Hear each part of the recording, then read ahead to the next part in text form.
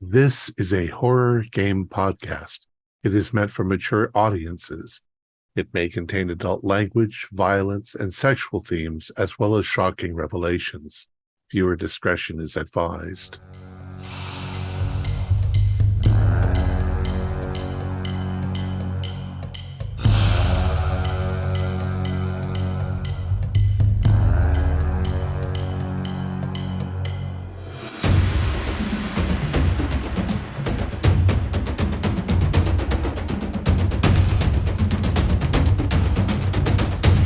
Greetings, fellow investigators, and welcome back to our video podcast, Into the Darkness, where my friends and I are playing the Call of Cthulhu role-playing game. I'm your host, Thom Raley. The scenario is The Burning Stars. It was written by David Conyers, and it can be found in Terrors from Beyond. I'm the Keeper of Arcane Lore, and this is Episode 6. Our recap will be given by Troy Lehman as his character, Sean O'Neill. So without any further delay, let's continue our journey into the darkness. Troy. November 1st, the second to last day. My waking concern is to find a way to ensure James's wish that Don and Amy survive. Miss Sterling is a very smart woman, but her better nature is a blind that makes her misjudge the true nature of the situation in front of her. Jack is dead or something worse, and her dad stands every chance of meeting the same fate. I have to make sure that this better nature doesn't lead to her death, for that would be the final end of everything James values. Dirk and Guy call on us. I can see the change in them. We are all pilgrims on the same path now, and I want to put faith in them to see things through. As Virgil said, here must all distrust be left behind. All cowardice must be dead. The question comes up, where was Jack staying? Why did that never occur to me? I'm failing. Need to move forward. We discussed this. It seems likely that he should have stayed at this very hotel, and I offer to make inquiries, since the Seamuses feel they've burned some permanent bridges with the desk help. With James's permission, I asked the men to help ensure that Don and Amy will make it through. They seem sure they can save all of us, but if it comes down to making choices, they agree to make this one. James has decided he can't conceal the shadow he is under any longer, and will come clean with Donna about what he has done with the sharp-edged stone. The ladies arrive when we find convenient reasons to leave him to do this. I go to ask about Jack's room and if we have anything from Madame Sterling. It must say something about how hard it is to find a good steady job in this country for the desk clerk to be so polite to the bloody devil asking him questions about phone calls. His terror of me is quite tangible, and I'm someone who has felt fear from men before. But then it was earned and under pressing circumstances. Here it is my presence alone creating it. I feel a slight urge to test the nature of this fear, but stick to the job. No calls from Madame Sterling. It's hard to believe she wouldn't have responded to our effort to connect. This is more fuel for my feeling that somehow we've been sliced from the world. Jack's signature is on the sign-in book. He came in on October 3rd and paid a month in advance. The clerk gives me Jack's key with a look of, Deja, please stop. Key in hand, we all assemble quick to room 104. Everything was waiting next to us all this time. The room is clean and neat, wardrobe open with Jack's usual collection of impeccable suits, closed suitcases. and I was never here. We collectively search. Jack packed for business and not trouble, although he kept the usual backup monies and reserve arms, 2 handguns. Dirk found a very Jack journal hid near the bathtub. Reading. Jack was here with clear instructions from James to sell to the Kakos rebels, who have a lot of public backing and a desire to fight, but no real chance of success. Not that that would stop us from selling to them. Jack completed business with the Navy and then awaited contact from the rebels' representative Senegal. He acted the part of tourist for a few days, but he soon realized that the contact was being delayed due to the irritating presence of the ONI trails of neon white. And on the 7th, he decided a ruse to force them to break contact by going to the Cedar side of town. That was the last entry. It is clear that Jack didn't appear to approach the cult from his own desires. They must have targeted him for some reason. The thing behind them is probably used to playing with the web of human connection. Or maybe it's just dumb random luck.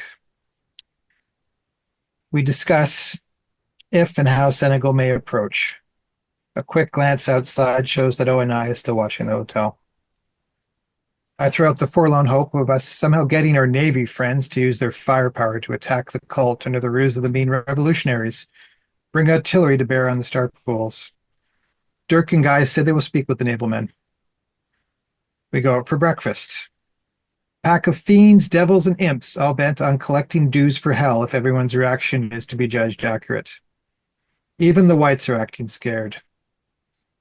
Maybe I'm not a man with the devil haunting me so much as a man haunting a devil. Mr. Kessler and Randall have a conversation with the Oni men, but it didn't look like it went very well. Not sure what they tried. So much for tell it to the Marines.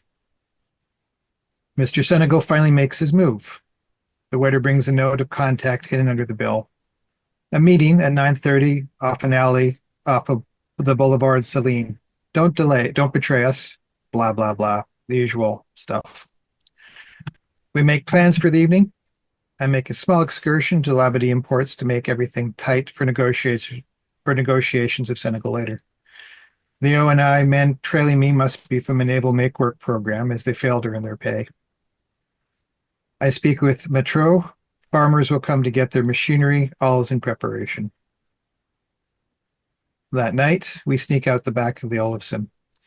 The ladies have gone all out to dress for the nation's festivities, all whites and purples.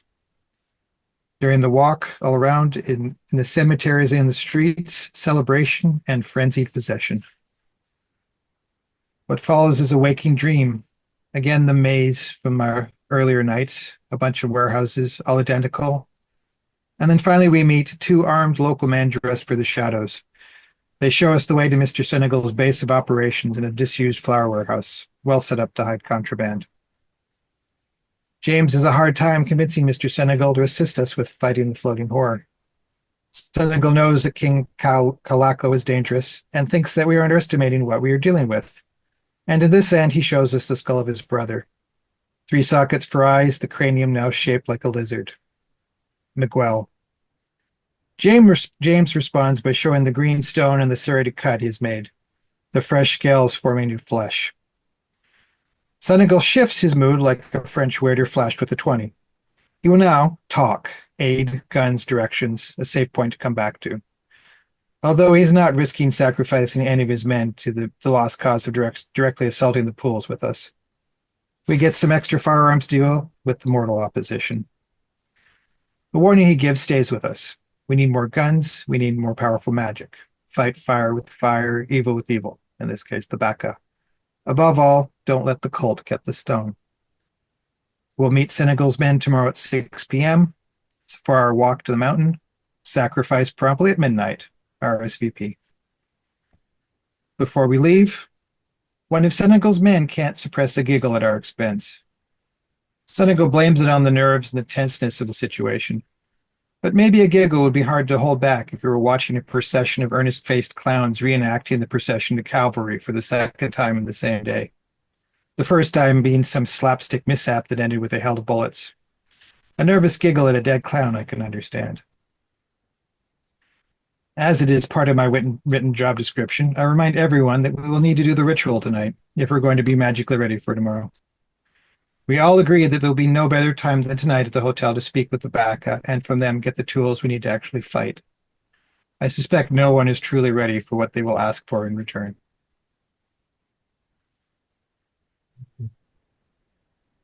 So it wasn't too long, I hope. No, it was good. It was good. Good Okay. recap. So it's probably now about 10:30 at night.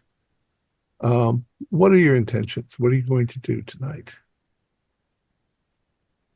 And the fact that it's 10:30 at night doesn't mean that it's not still nonstop partying going on in the graveyard and around the town.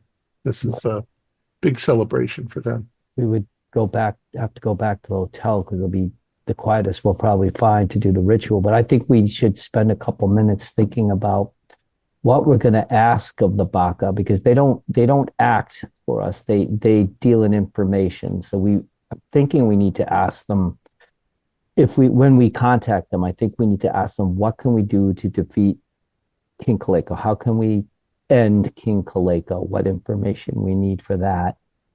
Um, he seems to Well, be the sir, the my key.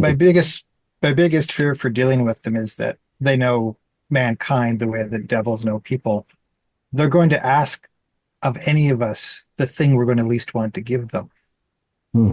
whatever that might be, which means that maybe some of us should preclude ourselves from actually being involved with discussions with them.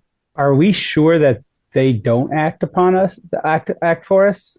They, I thought they, I thought they did do stuff. Well, from what I'm reading in from the spell, from the notes from Madame Joseph here, I'm seeing I'm seeing that that they will not act, but they will trade for information. That's what they do. So we need All right. information from them that we can use to defeat King Kaleko and hopefully. And should we have an offering for them to?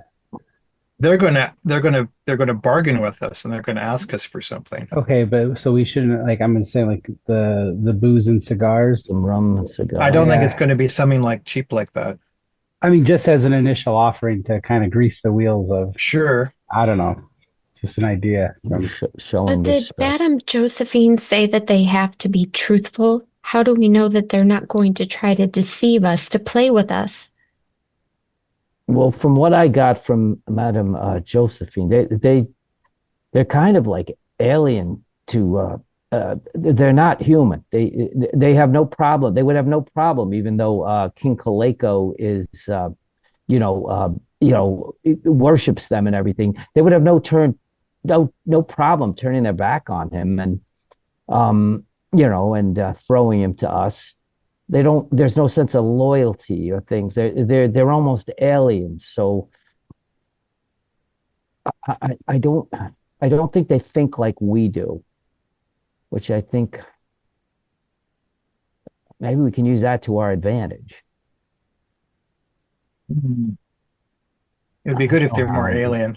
My fear is that they're so like proverbial devils, they know people better than people know themselves. If they're not, then we might have a chance.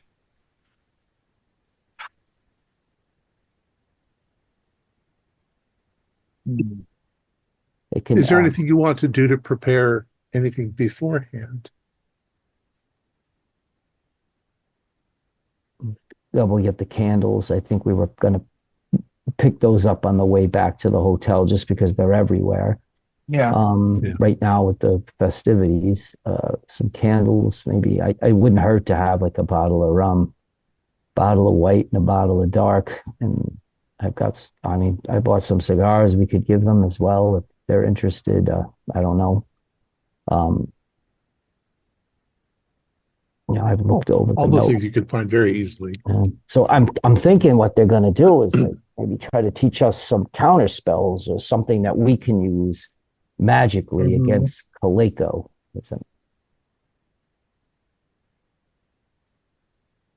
Well, if we All ask right. him what is the most dangerous thing he knows is, and then what can be used against it. Mm-hmm. Like to know a little bit, maybe some. I don't know. So something that can hurt him and take him out permanently. It's a big ask. I know. It's this. Ask what his weak points are or his weaknesses. And Should learn. you even mention Jack to this baka? Perhaps know. Jack can be saved if he's not already dead.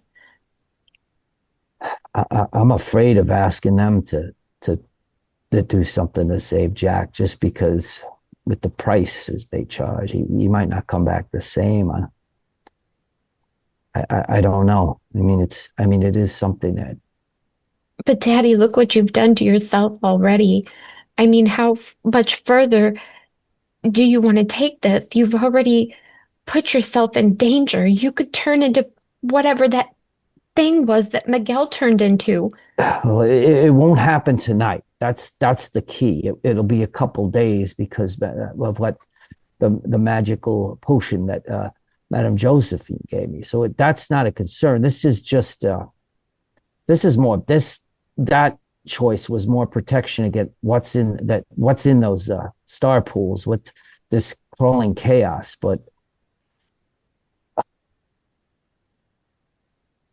I think we need to like approach this that we need to take out King Kaleko. That's Sir, key. didn't you tell me that Madame Josephine also mentioned there's some kind of monster under King Kaleko's control that was very dangerous as well? Yes, it's this lurker in the lake thing. It's supposedly a aspect of this crawling chaos. And did she say there was some way to control that Thom. lurker? Well, by me cutting myself with the stone, it's going to see me as similar to him or it. It's not going to see me as not belonging or as a threat in the sense. But would you be able to command the lurker is the question.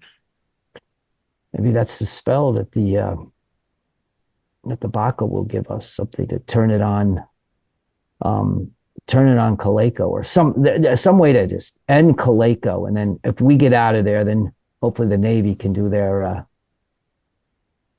damnedest from their gunships at that star pool. At some point, it has to be done. Once we're on our way out, I'm just worried about the price that they're going to ask. Well, we need to So know we'll if we're assume gonna, that you're. yeah. We'll assume that the process of you walking. Yeah. I'm picking up things like candles that I can. Yeah. I'm sure people are selling them on the street or something. Or there's got to be an easy way. So we'll say that you arrive back at the hotel. You tell me, describe for me what you do.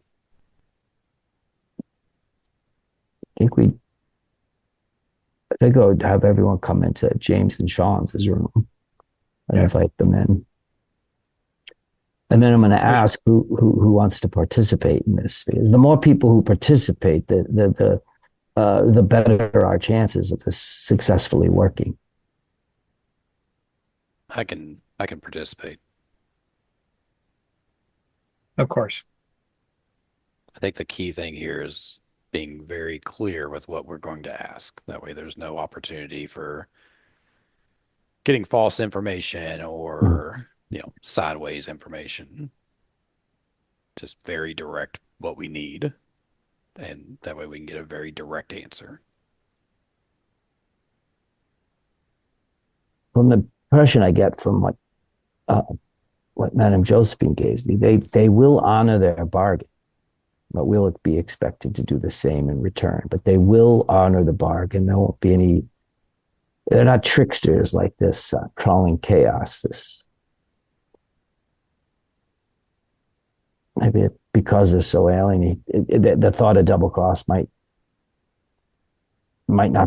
be alien to them.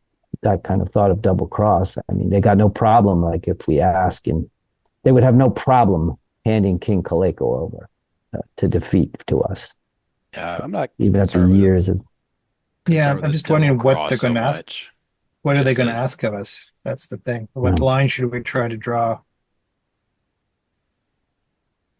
I'll give it. I mean, and James, I know you and I are quite prepared to give up a lot of stuff to make this work, but there's no reason to expect I don't expect to do that. I don't expect anyone to do it unless there'll be no hard feelings or anything like that. I would respect anyone who didn't want to do this. I mean, I don't even want to ask Donna or Amy, but if it's going to work, the more people that are involved with the chant and with the ritual, the better chance we have of getting what we need and being successful. That's the only thing. I don't understand how it works in the sense that is it just one price? Like, I'll pay anything. Personally, I wouldn't expect anyone else, but would they take something from each of us who participate? I don't know. We won't know until we try. I'll help as well. I think it will do a lot of good to get rid of Amy, are you this horrible sure? cult. We don't know. We have no idea what this thing is going to want. We don't know. We cannot know until we do it. But this horrible cult, these things that are happening to us, but have been happening for God knows how long. I think if we can put a stop to it, it's for the greater good. And if we can if I can help Mr. Sterling with it, help Jack with it, that's a added bonus. Well, if you feel that, then even though I'm very trepidatious about making any bargains with these evil things, I'll do it for Jack and Daddy. I feel it's like the lesser of two evils. This crawling chaos, this bloody tongue, this thousands of names that he supposedly has. I feel that's that is the greater evil than dealing with the baka. Right. So you go up to, you said, James, can be your room. You're in Sean's. Yeah, You set up a table in the center of the room, and you draw the curtains so that it's very dark in there. You put a candle in the center of the table, and you begin to do you all stand around in a circle, and you've probably written out what it is Mama Josephine, or what Mama Josephine told you had to do. All right, so the way this works is you need to expend magic points. And for every magic point that you expend, you have a 10% chance of success. It'll take 5 minutes per magic point that you expend. So if you expend, if you create, you can spend this between you. If you spend 10 magic points, it'll take 50 minutes, but it's 100% guaranteed that it'll succeed. if we spend 10. Yeah. And magic points, of course, you get back. It takes hours, but you do get them back. But I have them in 24 hours when we're going up against these things. Would I get them back in a day? If I you have rest, one per hour. Yeah. it's one per hour. I'm thinking that I would want to rest after this. I have 30 magic points, which is a lot from what Madame Josephine did, what I did. But obviously I'm going to need magic points to use whatever spell the next day. So I don't want to use all 30 on this. I mean, I could just drop it and just bam. But we can contribute to the magic? All of you can. Yes. Yeah. You can split it up however you want. So you only need 10 is 10 total. 10 total. I mean, I can give a couple. I mean, Yeah, I can too. Yeah. Yeah. Same. We give 2 each or something like that. Okay. So you won't all have to give 2. If you all give 2, that's 12. You don't need 12. Yeah, that's You too only much. need 10. Okay. So 2 people can take 1 less. I'll give 2. I don't think I'm going to be using them too much. So Yep. Yeah, I think it's best if Sterling keeps as much magic as he can, because he's the only one who can control the thing in the lake or whatever. So I'll put in 1 Okay. instead of 2. Okay. Then I'm going to do it like this. Everybody do POW rolls, and we need to get at least 1 hard. Now I have 150 power right now. Well, I got. So I need a 99. 75. I got a hard. I got 5. I got a as bad as 30. you can get. I got a 30, which is exactly an extreme.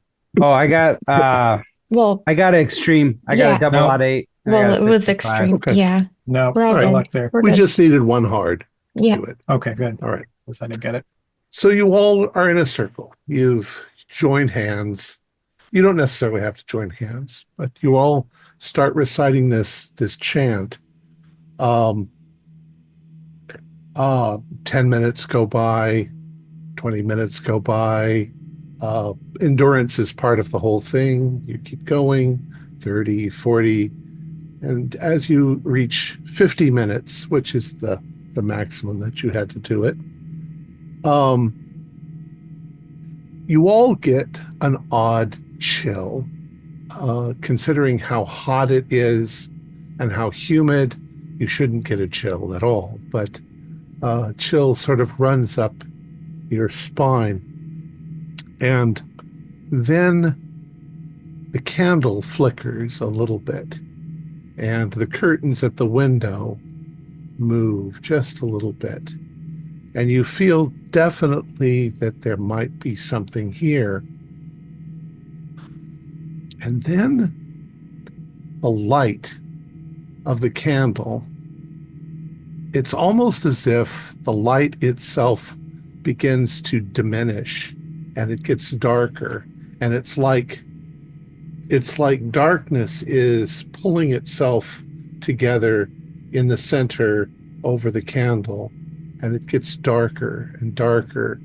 And in the distance, you hear horrible laughter.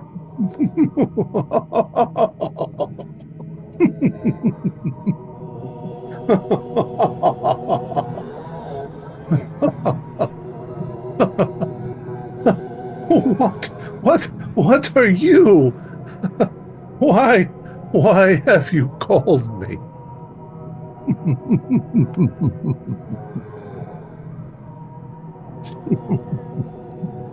We need your assistance.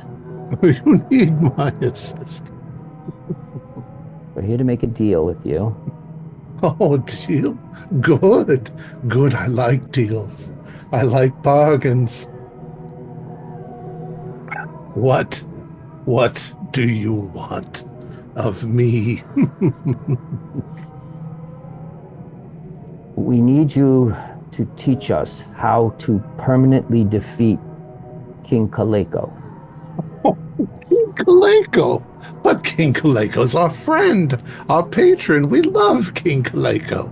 He does things for us all the time. The things he gives us, my goodness.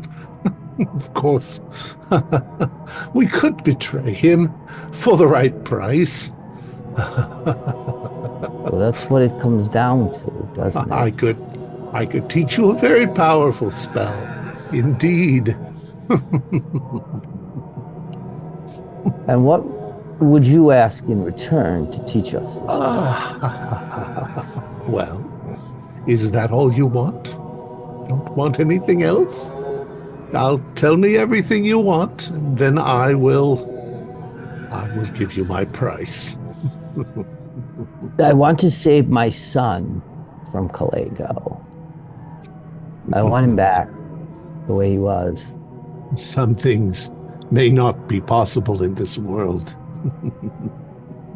Then I want him free. I don't want him handed over to the crawling chaos. You know the crawling chaos, do you not? The bloody tongue, the black pharaoh. What are some of the other names? You know who this is, and you know he's far more powerful. We have no dealings with that thing. I know, but Kaleko has dealings. Kaleko, you're asking a great deal. I think Kaleko is trying to find a better deal by going to this chaos. So if you help I can us teach defeat you. him, Don't try and trick me with your words. I know the situation better than you. Look, I'll give you a spell that will give you some power. But I want to know, isn't there anything else that you'd like to know? I want to know why we're all Why we can't remember the first time we were there? What's been going on? I'd love to know that. You want to know why? Well, let me tell you a little story. Once upon a time, I like stories that start like that. Once upon a time, a man woke up naked in a back alley in a large city. He looked around and he looked and he thought, I don't know where I am. I don't even know who I am. How have I gotten here? Why am I here? And then he looked up and there was another man, a man standing over him. And the man said, well, what's your third wish? And the man on the ground said, I don't understand. What do you mean, my third wish? And the man says, I gave you 3 wishes. Now you're on the third one. What do you wish? He said, I wish I could remember who I am. And the man said, that's very funny. That was your first wish. So are you sure? Are you sure you want to know the truth? I can remove that shadow from your mind. Upon a time, twice upon a time. Is this our third time around? I have no idea. Well, if there's nothing else that you want, then here's my price. I want a piece of your soul.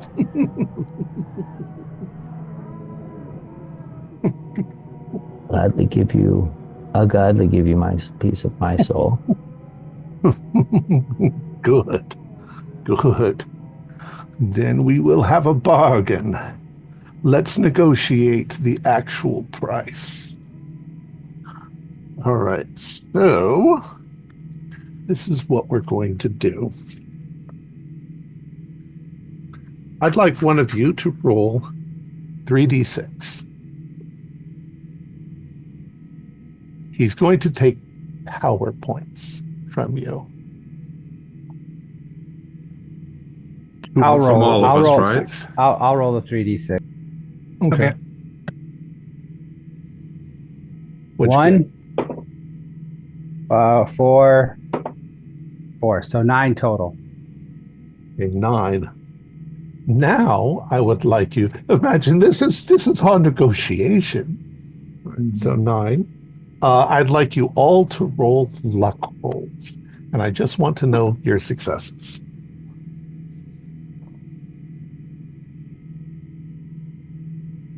Nope, failed.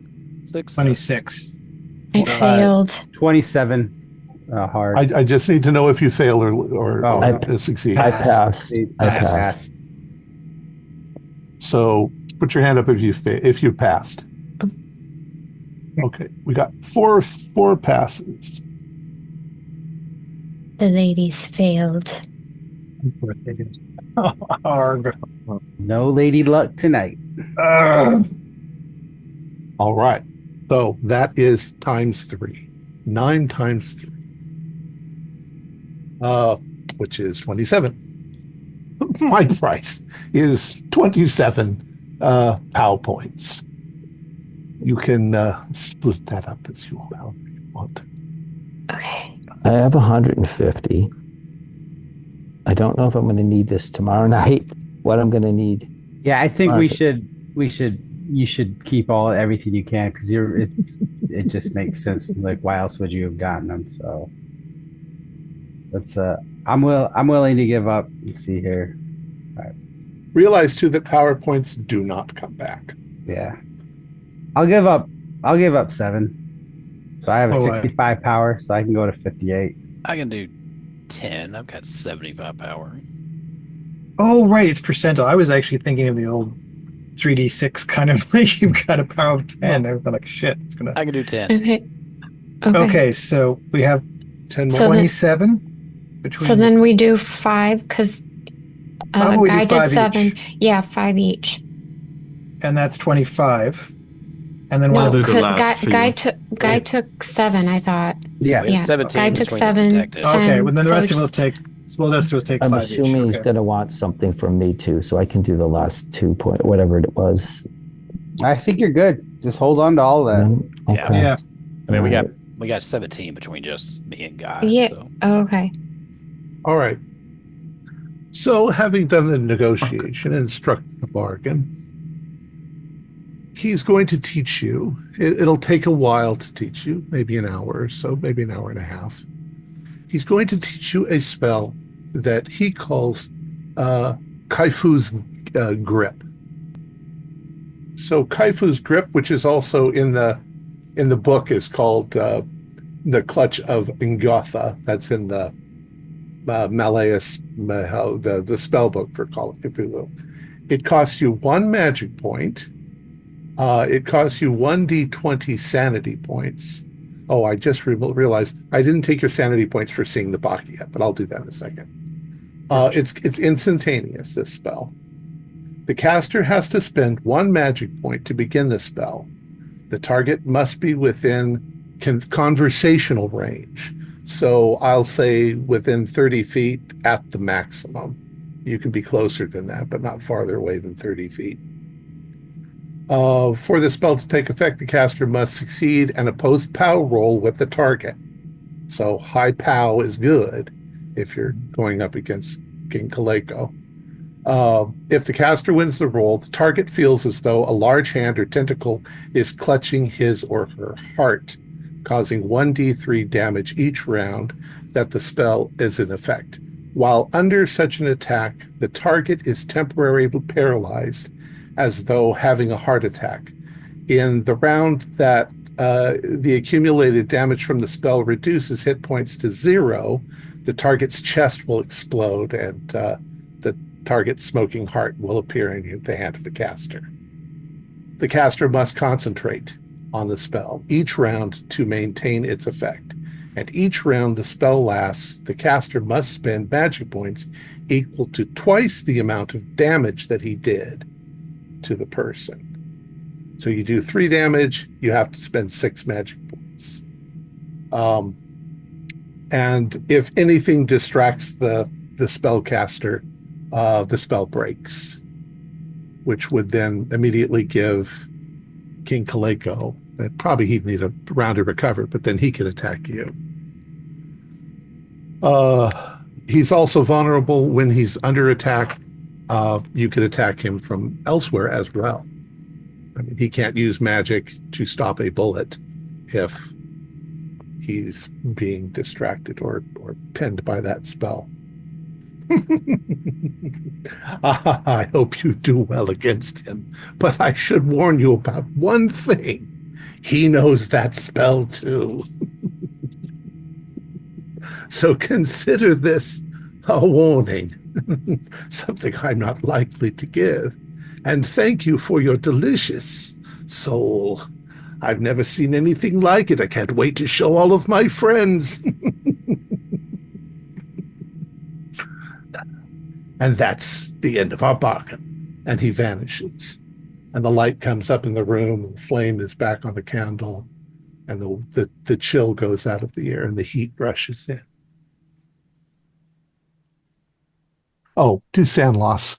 It's 1d4. 1d4 for each person who sees it. 1. 1. Ooh.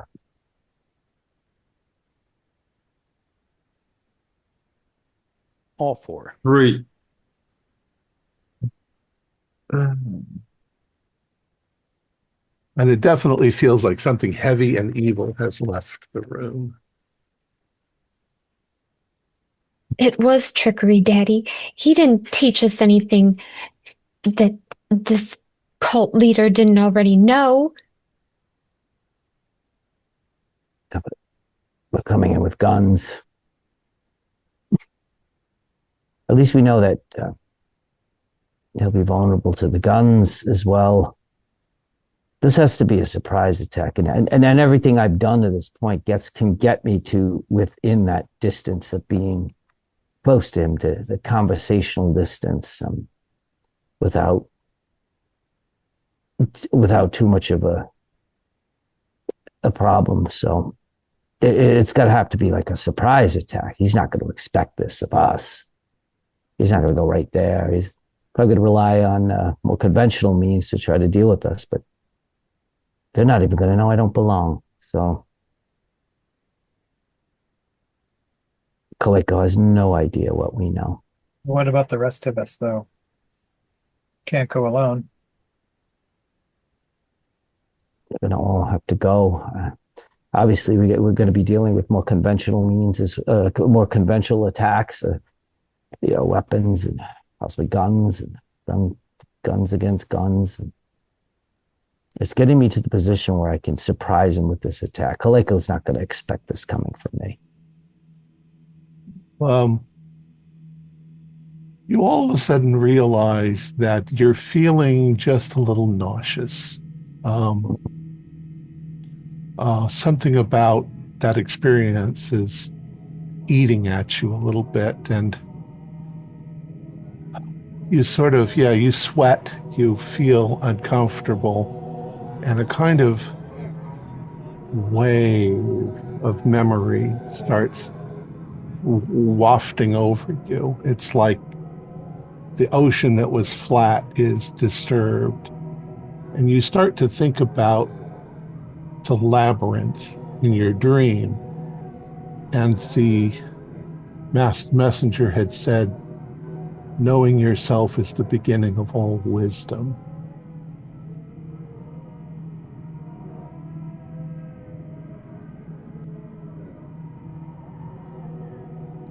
You have a memory, something you don't remember being there a minute ago, but you remember marching together up into the jungle. You can remember how dark it was, how quiet it was, and something happened up there. Something that your mind doesn't want you to remember.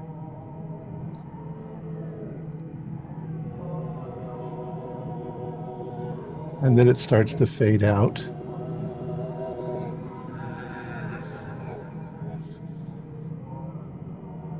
Can we kind of can we push to hold on to the memory at all? To try to dig into it? I mean, it's there. It's there. I mean, you just don't know what happened after that, but something definitely happened.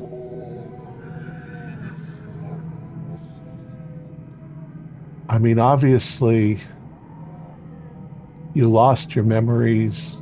Something bad happened.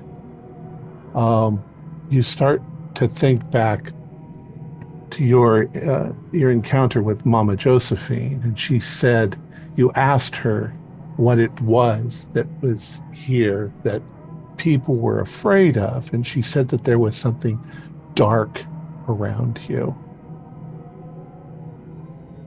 something lingering around you. You think about that baka and what it said. It said, "What are you?" It called yours a remarkable soul. It said that it was going to show it to its friends. What does that mean? Your head hurts again. But it's almost like the headache is clearing. You think back to Marie Jerome, the tarot card reader, and she said that your mental strain was great and that you've lost something or someone, but you found a way to cope. What did she mean? She also said that intellect gives power and the spiritual energy of several people, but that energy can be lost. She also said you have to be honest. You must come to terms with your own lies. You realize, too, that you're all having these thoughts at the same time, looking at one another.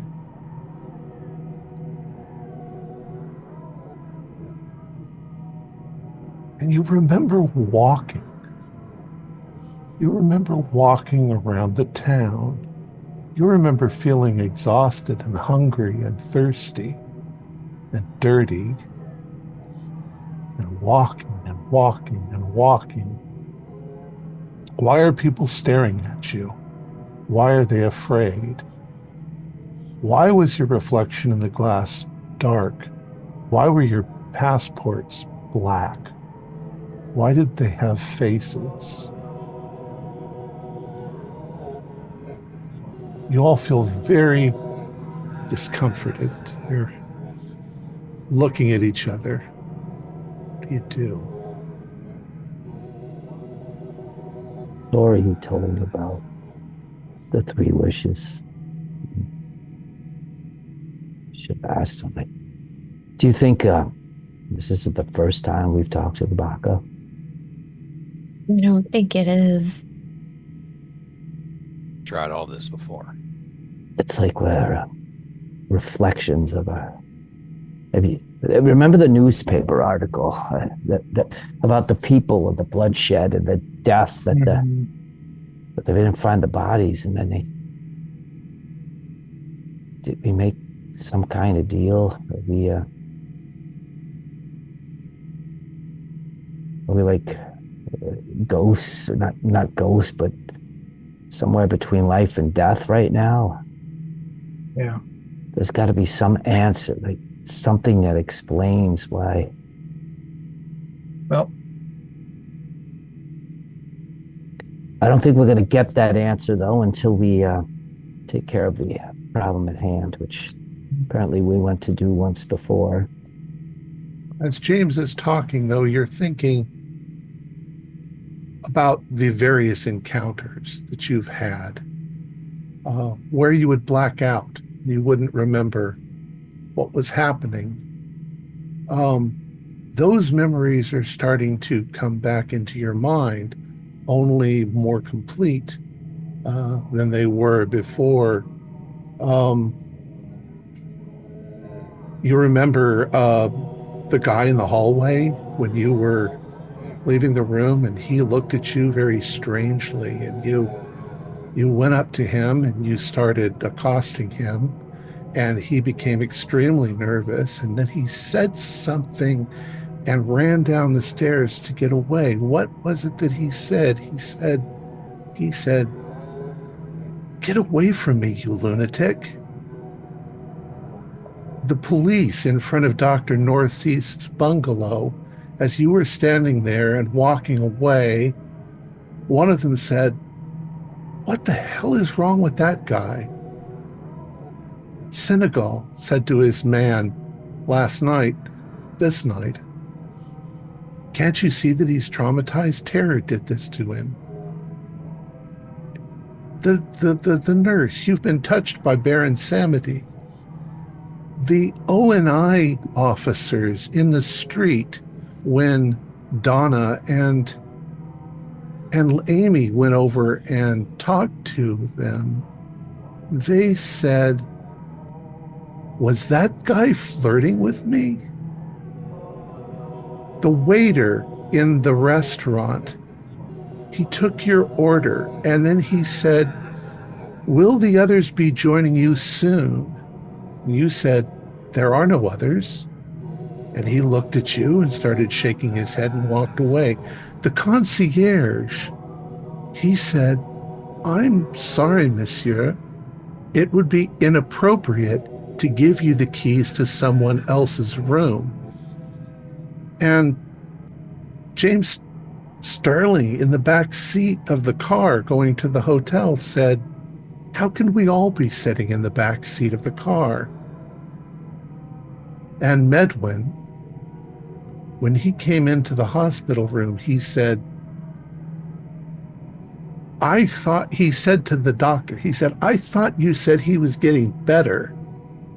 And the doc says he is. He's remembering more stuff. And Medwin said, I need answers to this. And I am not sure that I believe all of this multiple personality bullshit.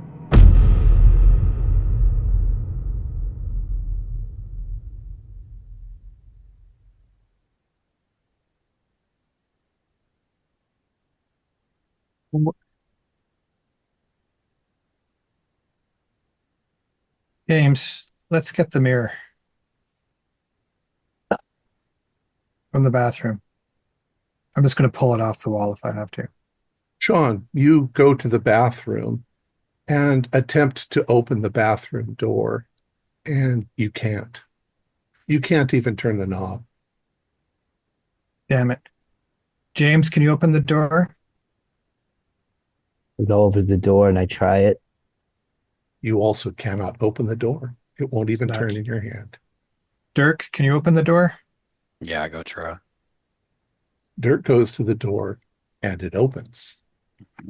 Right. I see what's going on now.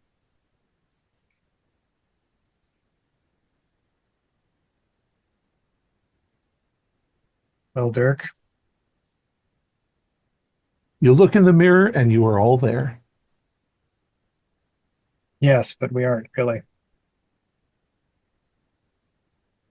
Someone's lying to themselves. One of us. Daddy, Or- what's happening? What's happening? Donna, try the door. She can't open it. Dirk's the only one who's real. Can I go and open the door? Is that Yep, you can't. I can't. You find very quickly that you can't do anything. You can't pick up a pencil off the table. You can't even move the bed sheets. Dead. But Dirk can.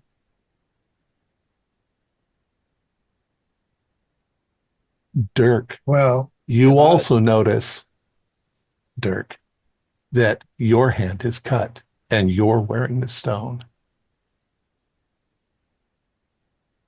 Vince too.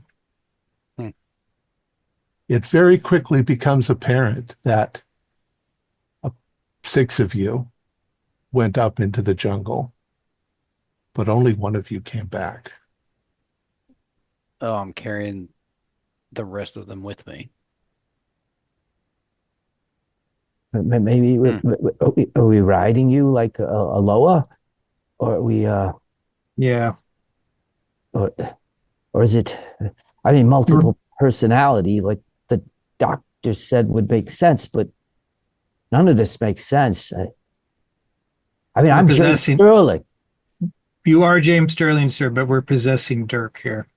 Don't know why that happened, but that's what's going on. You were James Sterling. Yeah. So we tried, and I'm the only one who came back. Yeah, who are you in all this? Because you weren't part of the original group. Why did you end up joining the ghosts? I don't know. He wasn't one of the original people, right? So why should he be dead in the jungle with us? Who were you before? You all came to the island together to look for Yeah. Jack. Yeah? Yeah. Something missing in Keith's story that he was wondering about. Then we all went up into the jungle, and then I came back with all of you part of me, or I guess Our bodies are still in the jungle then. But how is this possible? You all seem to have independent thought. We're like We did spirits independent possessing. things. We Yeah, split up a few Did we? times. Like, What did we actually do, really? we spoke you and I alone, Sean. We spoke. Well, of course, to the- two ghosts could talk to each other. What does that mean? Yeah, but we were talking to the guy at the warehouse. So Is he alive? What do we know about him? But they're all things that we've already done. But That's how why. Donna, you and Amy, you said you went The from the kids, library the to the footprints. street.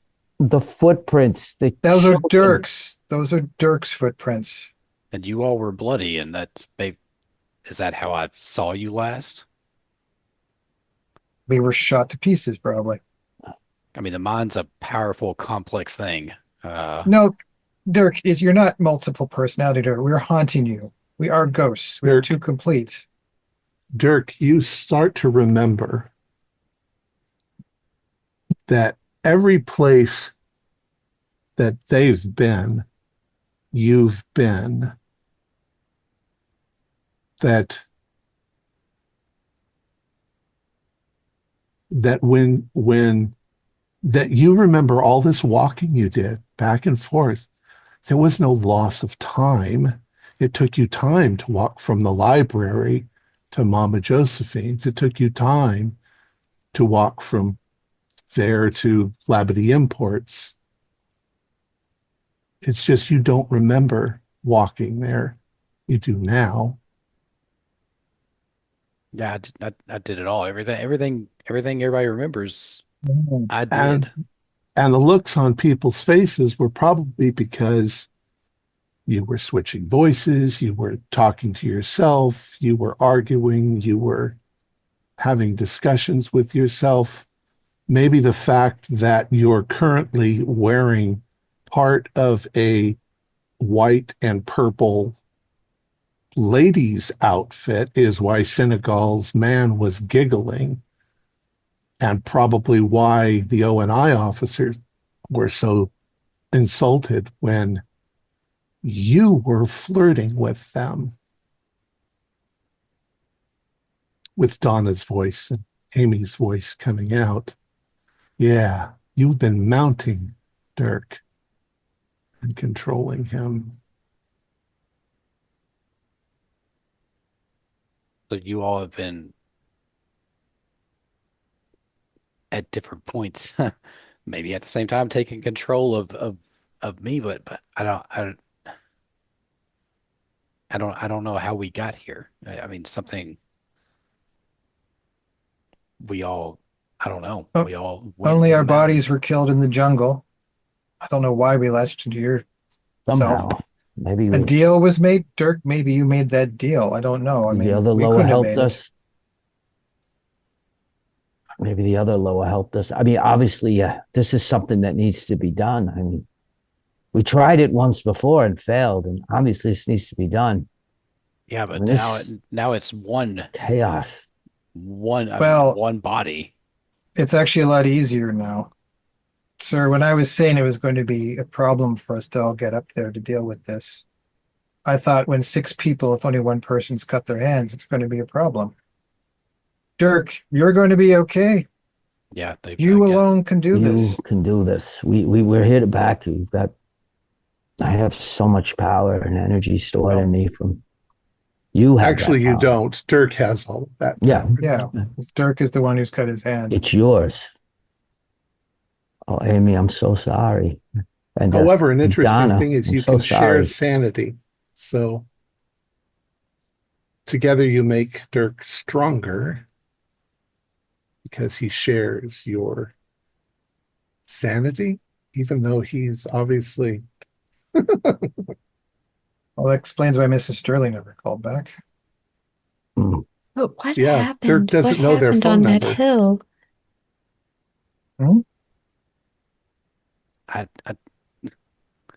It's a lot to process.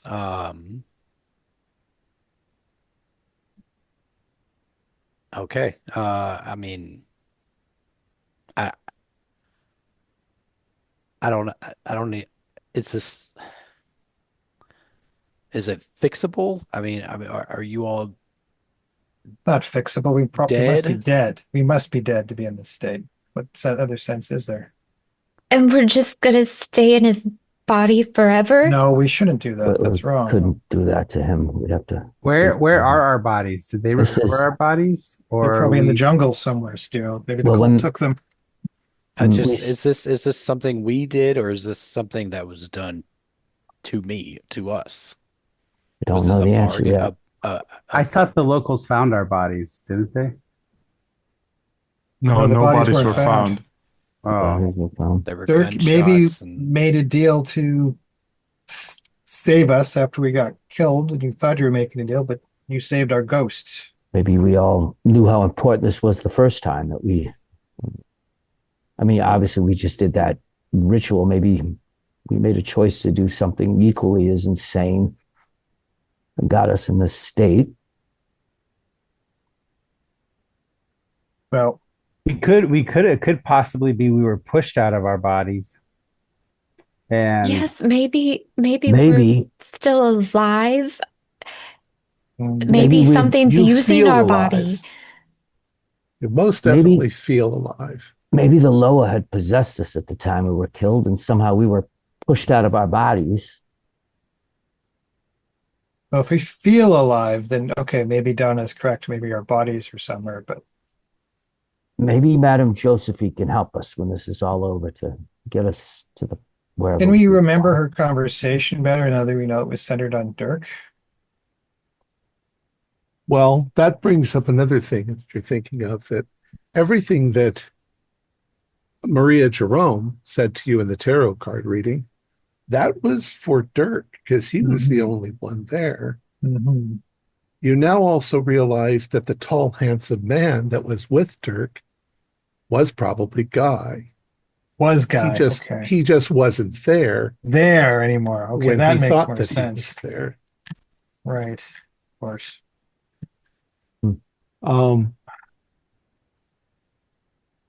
Everybody do luck. Not Dirk. Pass. Pass. hard pass. It was a fail. Fail. Guy got a hard pass. Okay, Guy. Something suddenly occurs to you. Dirk is over there by the bathroom because he can open the door. You're standing by the window and you can see out the window. You can see there are people walking on the street down there. And you know for a fact that Dirk, where he is, couldn't possibly see them.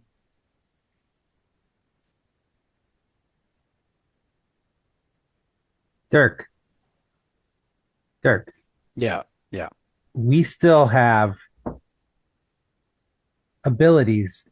Not only can we see things that you can't see from where we are standing, but we can also communicate with you directly.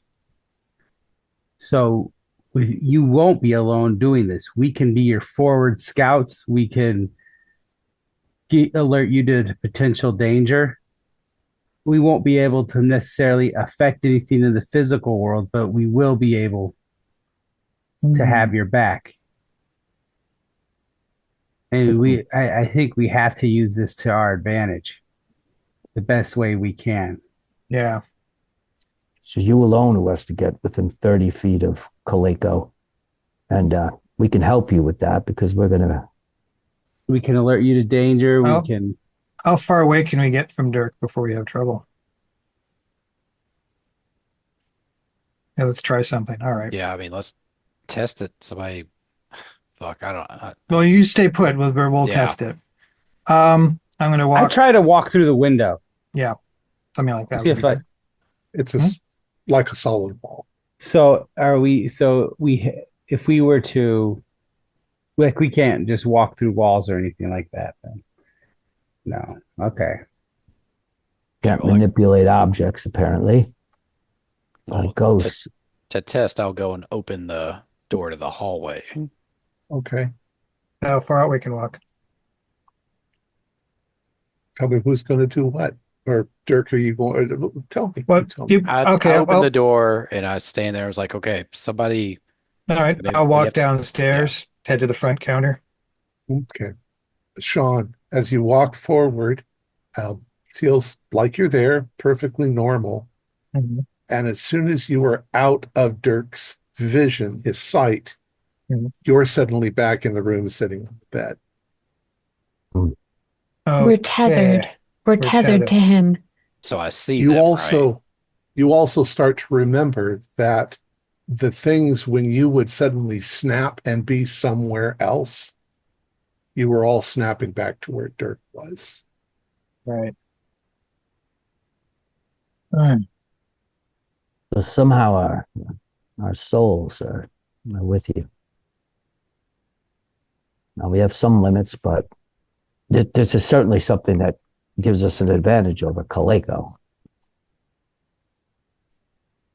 Well, in an open field, we can certainly travel quite a bit further than you. And we're going up a hill. Yeah. So that's Is something. there?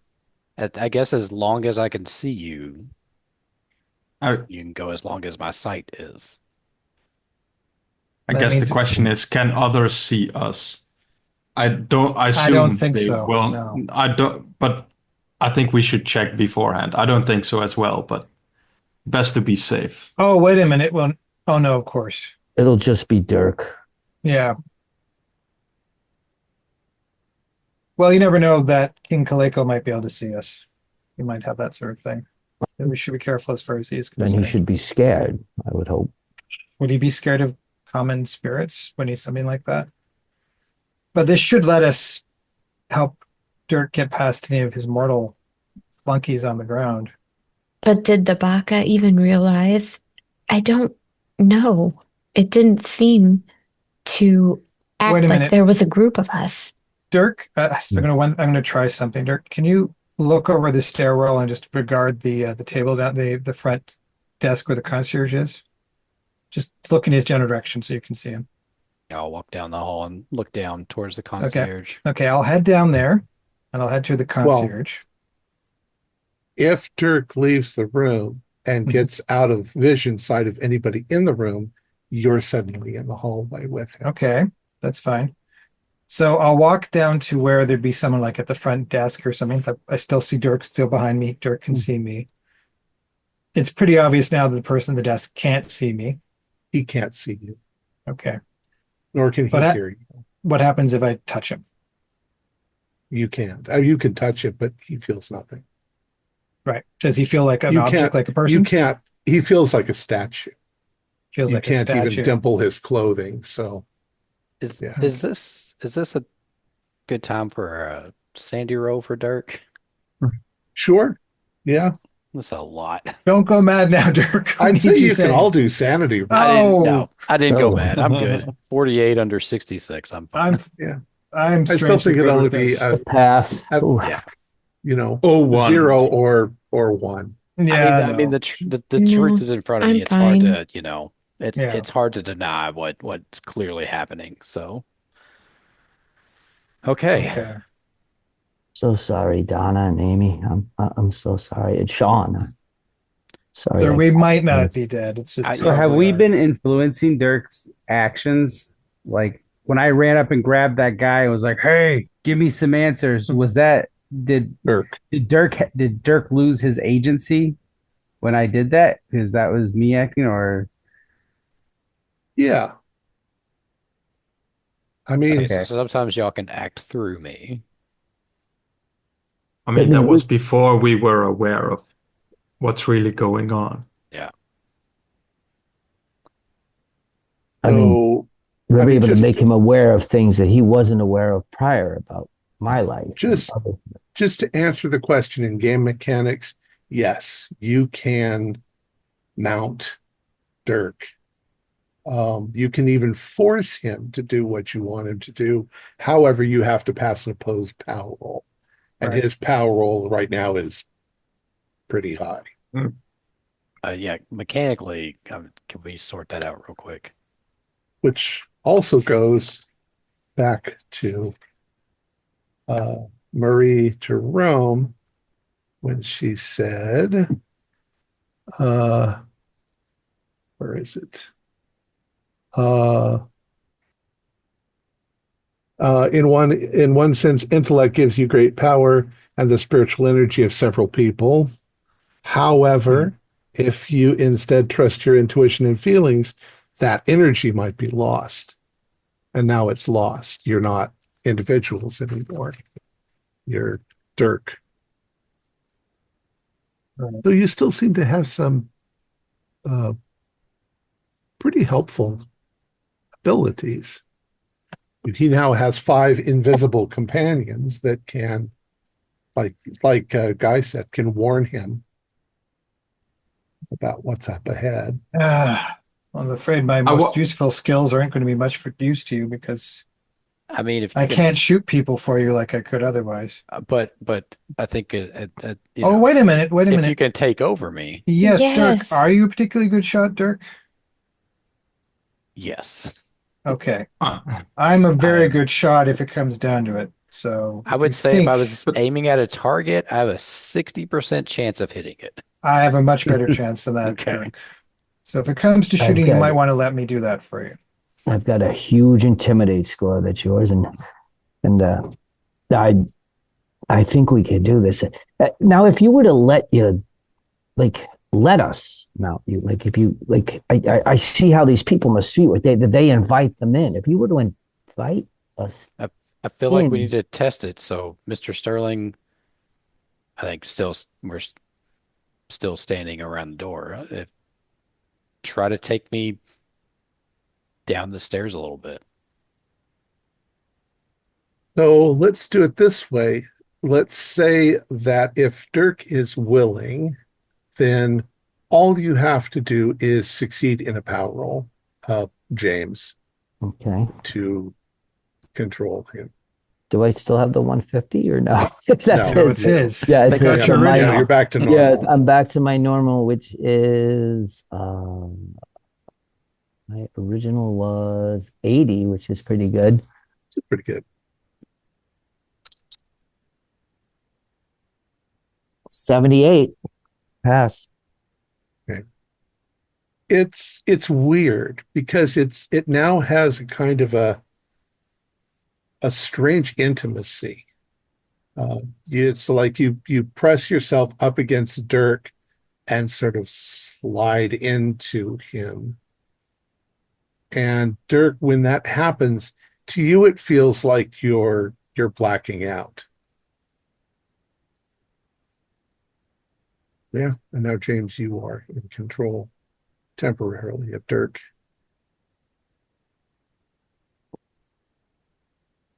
Do you want me to do? You want me to go punch that concierge out for you? No, Just- don't do just- that, just sir. take me- just take I'm me not down- going to do take- it. I don't want to draw I- any attention. I say you take me. I mean, I think you take me down the stairs and go until it stops. We need to figure out how long Yeah. the mounting can All right, I'm happen. gonna. So this is we've been pretty much up all night after this thing. So this is still even we did we rest or no? I just want to get an idea what. No, 10:30, 11:30.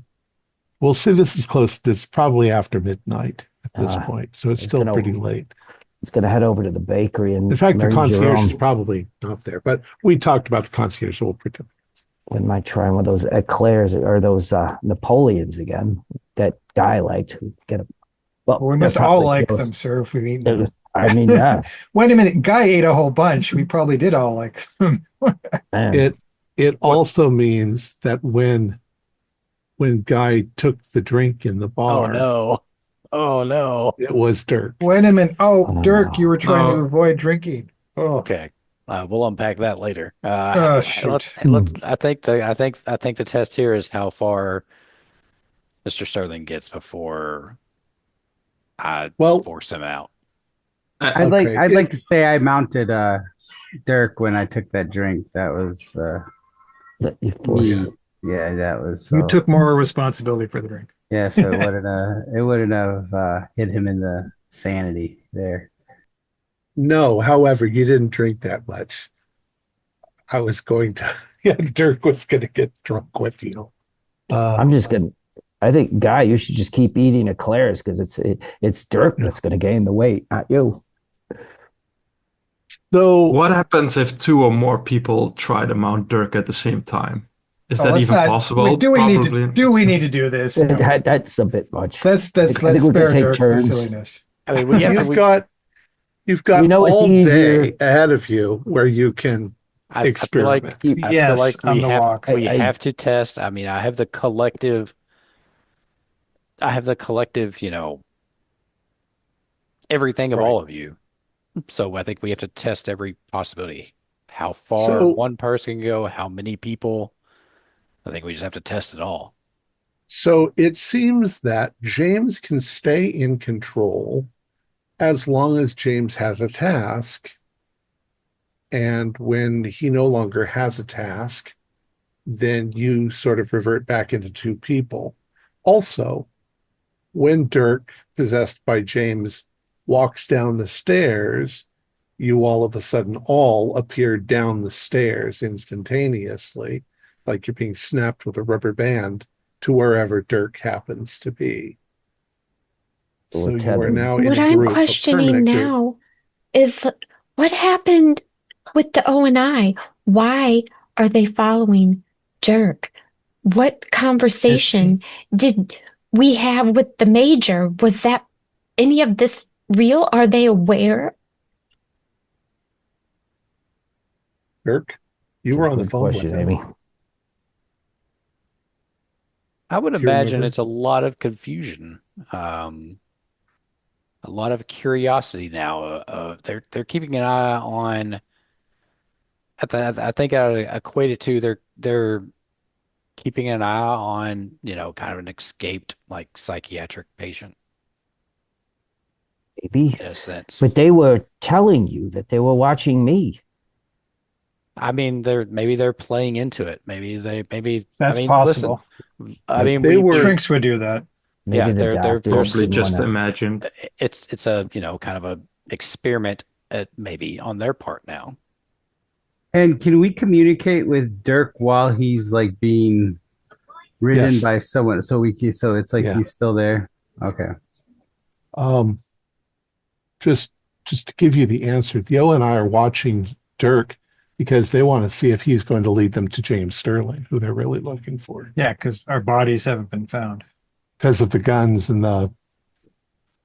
their suspicion of Jack. Why is Maybe Daddy we here now should all of a sudden? let them follow us to the hills. It's not like they're gonna find me anymore. They can That's come not in the with the point. weapon. That there's two, well, there's been two of them following us, but who knows? Maybe there'll be more. Well, There, they're not. there would If be they more see what's people going on, with yeah, guns. We're that's supposed to what. be. Yes, We're if they supposed to be can Mr. see what's going Senegal's on. men, though. They're not going to appreciate that. They also Well, never followed you into the outskirts Yeah, of. they're probably not going to yeah. do that. We have to be careful doing anything that puts Dirk in the danger of getting immediately killed, too, Mhm. because it's just Dirk by himself. He can't go and face five people like maybe the six of us could. It's just Dirk. But Okay, well, because of the let's situation that we weren't aware of and how we were being portrayed towards Senegal, he might just think we're a lunatic. oh, He's actually quite a reasonable human, given that he treated Dirk reasonably well, given the circumstances. He actually, I think, felt sorry for you, Dirk. He thought you were traumatized by the yeah. loss of your friends, and he gave you what help he could, which But is amazing for one his person. brother, his own brother, was the Yeah. same thing that happened to James. So I think he understands what's going on. Yeah, Yeah, and I think I've been respectably entertained by people also. Does Dirk have those scales growing on his Yep. hand? Yes. Gone. And Dirk's the one who drunk the horrible concoction. potion. And ate all Let's, the The best Napoleon. part is that Dirk was the one who was flirting with the O&I officer. yeah, flirting Don't with worry, them and man. asking, advising them to, do this a better way and just let me handle it. Yeah, those They were guys are probably Here's instructed another that problem, guys are real everyone. confused. Dirk is infected. We are trapped inside of Dirk. With Dirk, what happens if he turns all the way? well, they can't because the potion. Well, no, But you that's the said that was only temporary. good for Yeah, a few but- days. I'm hoping that Madam Josephine will have more answers for us once we handle this. And After So we I- deal with King Crocodile or whatever, we'll get Dirk back and maybe we can save him. I'm thinking maybe your bodies are somewhere up in the hills, Yeah, and if I can get that far, maybe there's something I can do to get you all back in your own bodies and out of me. I mean, we don't know otherwise. So I think that's kind of the goal. We test everything we can test, and then we kind of go forward as if all of us were here, as individual bodies and not just crammed inside me. We don't. Do we remember getting? Do we remember being shot, being attacked, and that incident? Is that because they never found bodies? So I'm wondering if There's our still bodies are. something, there's still one last bit that's sort of blocked, something that your brain just won't remember. Something Wondering if, happened up there. But it does occur to you, if you all went up there together and the cult found you, why would they let you all go? They wouldn't. Let Dirk go. Or Dirk might have Dirk escaped. Yeah. Possible. Yeah, we could be All right. zombies So let's sleeping or something. step ahead. Yeah. You guys over the course of the day have been figuring this out, figuring out what your limitations are. And I've covered everything that you guys can do. How you apply those things is creatively is up to you.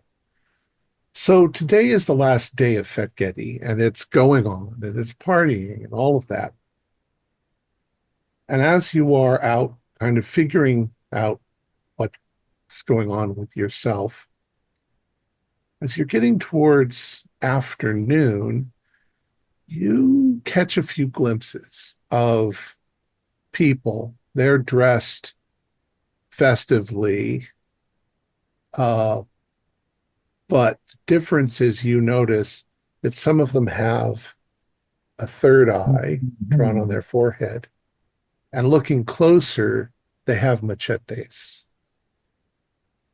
After you've noticed a few groups of these, you notice that they're all kind of going in the same direction, heading towards the outskirts of the city, heading up into the hills. Yeah. Are we able to get a good count of how many there are? Probably over the course of a few hours down here, you've seen at least a dozen. And they're So coming from that's different parts, different places. that's probably definitely where we need to head. But I mean, I feel like I'm gonna want that Tommy gun at least. You get to pick the entire set. No point Yeah. us having a choice. They were going to lead us up there. I don't think we should just start following these cultists they're Yeah. obviously cultists. I think we should wait for Senegal's people to lead us. Because you brought something up about guns, I'll also mention that there was only one gun in the box, Mm. not six. The Is other it, five were I hallucinated Imaginary. my gun. Oh, We'll say it was sad. the 38. So was the shotgun there too? yes, the shotgun was there. Okay, Yes, the so kind of shotgun and a 38. And a Tommy gun. Tommy gun to be obtained whenever we meet up with Senegals. Yeah. Dirk is the Rambo. Terminator. You take as many as you can strap on because you don't want to run out of firepower. Um, Yeah, Well, we I think I take all the ammo available to me from our stash. And I guess we're meeting up with Senegal's people to get, I guess, the Thompson and whatever help they offer. Which I All know right. they're not going up there with us, but So you know basically where you're supposed to meet Senegal. And I'm not going to make you roll for stealth because down here there's a lot of people. It's easier to be stealthy when you're just looking like nobody. Um, as you're following this path up to where this clearing is, where you're supposed to meet, um, you do see a couple of these cultists going up the hill ahead of you. They seem excited, focused, and close to a trot as they're going up. Their machetes strapped to their sides, their third eye on their forehead. You see them up ahead of you go into the clearing that you're supposed to be in. And very quickly, there is a skirmish, almost, right ahead of you as you get there. And Senegal and maybe half a dozen of his soldiers are there. And they've grabbed these two guys. And one of them puts up a fight. The one that puts up a fight, they manage to kill him. They shoot him in the heart, and he goes down. The other one they're struggling with as you approach. And Senegal's like, you made it. They're already starting to go up the hill, you see? Yeah. It's like, I don't know that we can get any information. The guy who's captured is just spitting curses at them in French, and he says, you kind of can make out that he says, your King Kaleko will kill you all. He'll destroy you all. He'll do this, and the guy who's holding him pulls out a knife and holds it to his throat, and then with a quick, movement, it cuts the guy's throat. The guy bleeds out. He falls to the ground. He says, we're not going to be able to let any more of them go up, but I think there's probably already a couple of hundred that have gotten up the hill.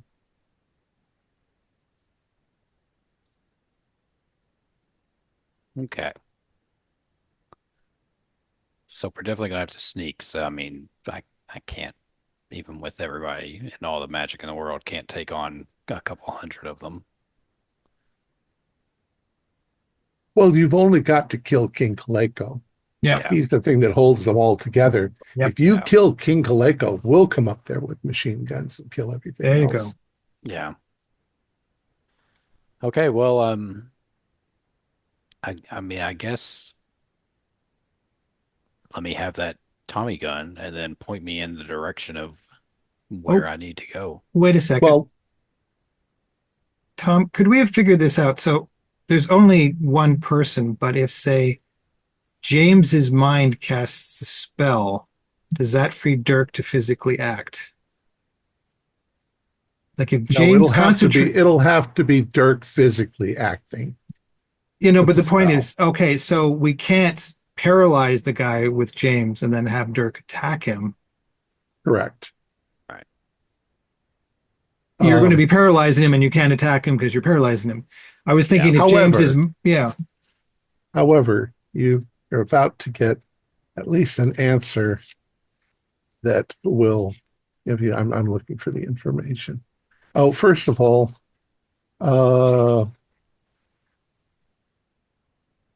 Senegal tells you that he's told you he'd give you two men to help you find the star pools, and he introduces you to Juan Pedro and Lucien.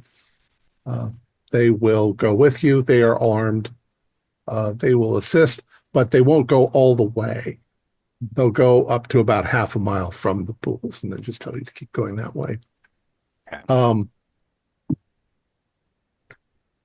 Sean, because you asked or because you were on that track, I would like you to do an intelligence roll.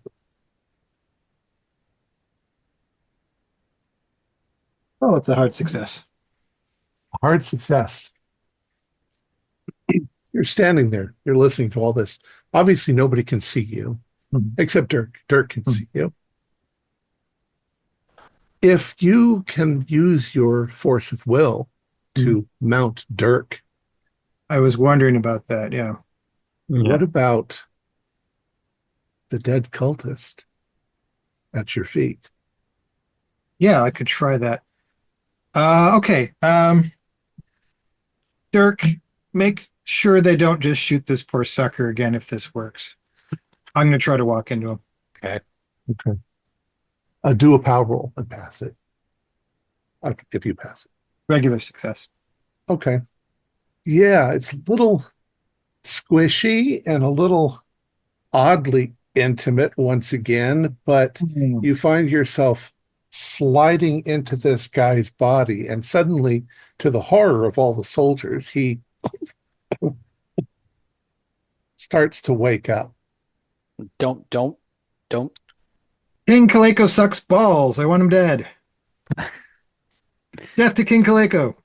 That's okay. This is a lot to explain. That is one of my compatriots that I They're came here with. absolutely horrified Yeah. that the cultist has come back from the dead. Oh, he's dead. All right. Don't worry about it. I'm just borrowing this piece of shit. I think probably before you can do much reacting, they're going to like that and make sure he is I'll duck obliterated. and run. I'll do whatever I can. You don't feel it when that happens, but you do just slide right out of the body. You idiots. Dirk, just tell them it's a spell that you learned to defeat Kaleko. We don't need to bother them with it. We can just use this when Dirk is alone. You know what? We can accumulate enough bodies for everybody pretty quickly on the way up. Yeah, and I would also, before we get any bodies, form a perimeter around Dirk, like as far away as we can get. Just make a circle around it so we can see anything coming. Go ahead. But now we have an opportunity. You can cast the spell, and the 5 of us in borrowed cultist bodies can deal with King Kaleko. So now we have a chance. We just have to kill 3 more cultists. Well, 5 cultists. Should we use it directly or use it as a distraction once we're there to surprise them? Like distractions? Inhabit a body at King Koleko's feet, so maybe he doesn't know what's happening, or maybe he sees this coming, but... Here's the thing. I think we've just proved that if we can find your bodies, you can get back in them. Yep. So we have 2 dead cultists here. Well, one of them's pace now. I don't think I'm going to be able to do much with that. Yeah, one of them's not a lot left to them, but if I can get up there. Also, when you were in the cultist, you still had a hole in your chest. Yeah, so there's a limited amount of we can get out of them because they're already half dead. I mean, I think as long as they can move. If our bodies are still up here, they've been sitting in the sun for days. Well, I'm not going to take over my old body if it's dead. No point. I was wondering about mounting live people. I don't think we can do that. People feel solid. Go ahead and try. People feel solid. That's a big implication that I'm not alive. No, I think you are. I think you've made a connection with us. Yeah. Okay, I suppose if we had gone to the cemeteries and there are people willing to be mounted, which they are as part of this religion, they might have let us in indirectly. We could have taken over anybody there then. But I don't want to take over people. I want to just deal with this situation. I was thinking about taking over a cultist, like in the middle of... Yeah, we're going to have to do this, of course. But a live one. Just start a friendly fire thing. But yeah, we'll see what happens. Yeah, we'll see what happens. So John Pedro and Lucien join you, and you begin to march up the hill. So I will go somewhat ahead of everybody because I know I'm invisible and can't be spotted, to act as a forward observer. So I'll make sure I'm a decent, not too far from Dirk to be seen, but far enough that I can see ambushes or anything unusual that might be coming up. I'll go to the left of Dirk. I'll possess the other body if I can. Is it too late? It's almost decapitated. Oh, okay, never mind. Bad idea. If you try, it'll twitch, and everybody will Just Switch shoot to do the it. same We need to thing. get some Yeah. fresh stuff up. Yeah. We need to Remember, do they this don't. out of They're sight. I afraid of don't want zombies. So, Yeah. Don Pedro to be Justifiably so. yeah. all right. So you begin heading up. You've been told that it's going to take a while. That's about a 4-hour trek. So as you go, you don't, because you're all walking kind of in the same direction, and the people behind you, the other soldiers, are going to kill any other cultists that come this direction. Um, you walk for a good 2 hours, and as you do, you start to notice that the jungle is very lush, and it's sort of encroaching and blocking a lot of the direct sunlight on you as you're going. And of course, the sun is going down too, so um, it's getting dark and darker as you go. There comes a point, though, when you also notice that the insects are not making noises and the bird sounds have died off. And there's something very, very unnerving about this part of the jungle. There's a kind of a smell, like something is wrong. You can't put your finger on what the smell is, but that smell is wrong. It's just. And as Dirk steps into the clearing and the two soldiers move ahead, you all come to a halt in this clearing. And for some reason, you feel inside you almost as if something were grabbing a hold of your rib cage and pulling you away from Dirk. And it's pulling you all in kind of different directions. You want to resist it, but every time you think about it, you sort of talk yourself out of it. It's not anything physically pulling me. It's just a desire to walk in this direction. And Amy, you sort of break away from where Dirk is standing. Dirk is now just standing in the clearing. And you start to walk into the jungle a bit. And as you do, you suddenly notice on the ground there is a piece of clothing. It's torn and it's really dirty. And you realize that it looks like something you would wear. And there's an old newspaper that sort of has fallen into the jungle bushes there, and you look at it, and it is the New York Post. And you realize that in front of you, a bloody smudge on the ground is all that's left of your body. Guy, you have a similar feeling in a different direction. You walk towards it into the jungle, and what you find is a wallet. You open up the wallet, and it's a license. It's your license. And as you're picking it up and looking at it, you suddenly realize you're standing right next to a boot. And it's your boot. And there is a half-broken foot sticking out of it with the bones. You can do 1d6 sanity. Amy, you do 1d3 sanity. 2 Donna. minus 2. Okay. Donna,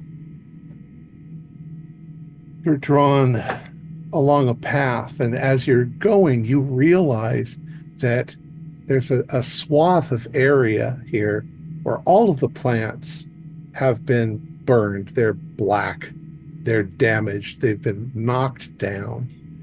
And as you move forward in the center of it, you see what's left of your body, and it looks like somebody dumped acid all over it. It's literally eaten away half your face, and your torso is pretty much melted into the ground. You can do 1d8 sanity. Sean, you're drawn towards a large tree. You're drawn towards a large tree, and it's one that has a canopy that goes up into the air. And you realize that there's something on the other side of the trunk. And when you move over, you see yourself sitting there with your back against the trunk, and your brains have been splattered. Yep. And in your hand is a handgun. That makes sense to my brain. And James, See nearby dead? That's the first thing I think.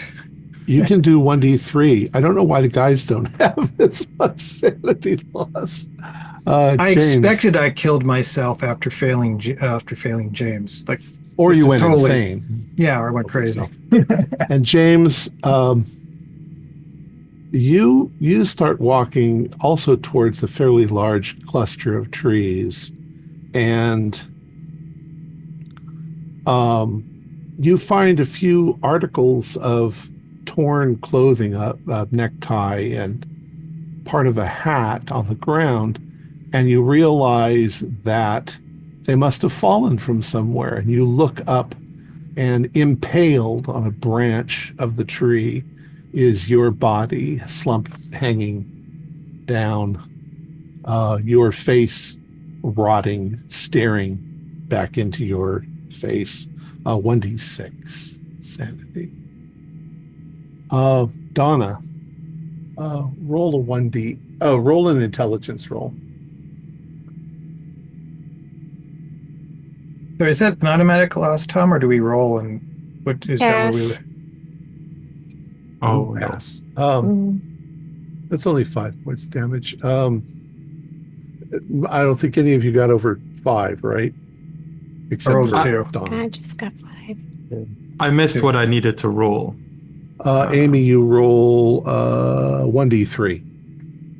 So that's not over 5. Right. Roll a 1d8 for me, Donna. 6. Okay. Something deep inside of you says, is this all some sort of a trick? Has your family and these people just put something to try to trick you? You become paranoid. And you'll become paranoid for 3 rounds. It just doesn't seem real, but this could be real. And Dirk, you're standing there in the clearing while the other 2 guys are up ahead of you, and they're looking ahead and scouting a bit ahead. And I think that's a really good spot for us to stop for tonight. Oh, There'll be one. So, All right. let's see. Our players included Joe Bardalis, Carrie Marion, Kuhn Lighton, Kent Blue, Michael Ramirez, and Troy Lehman, with yours truly as a keeper of arcane lore. We have a Discord server where you can chat with other members. You can set up private games, and you can learn the fine arts of gameplay and game mastering. We provide audio-only versions of our shows free for you to download from Spotify, Podbean, or iTunes. Support for the show is provided by our patrons who are listed in the closing credits. If you'd like to show us your appreciation, please visit our Patreon page, or you can use the thanks button just below the screen. Like, share, and subscribe to our channel, and punch the bell icon for updates on our latest shows, and leave us some comments. We enjoy reading them and answer any questions you might have. This is Thom Raley, together with all the members of our gaming club, inviting you to journey with us once again into the darkness for another adventure in the universe of H.P. Lovecraft and the Call of Cthulhu role-playing game. Until next time, good luck, good gaming.